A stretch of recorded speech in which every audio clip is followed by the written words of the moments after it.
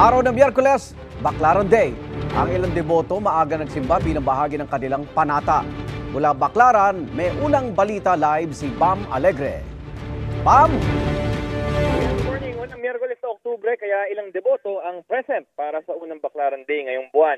At kakatunog lang ng kampana para sa 7:45 a.m. na misa.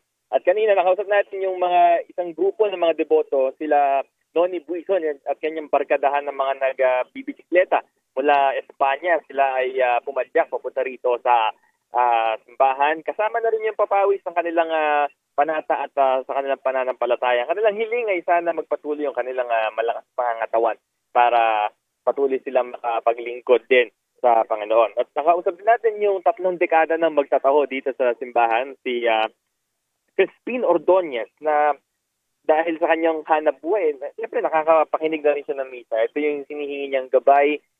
Alam niya na yung kanyang kasipagan kasama ng pananampalataya ay siya may mararating. Ang susunod na schedule ng misa rito ay 9:15 a.m. ngayong Baclaran Day. Ang traffic situation ngayong umaga ay light to moderate, pero expect na mamayang hapon ay baka mahirapan din sa parking. Ito ang balita mula rito sa Baclaran Church. Bam Alegre para sa GMA Integrated News.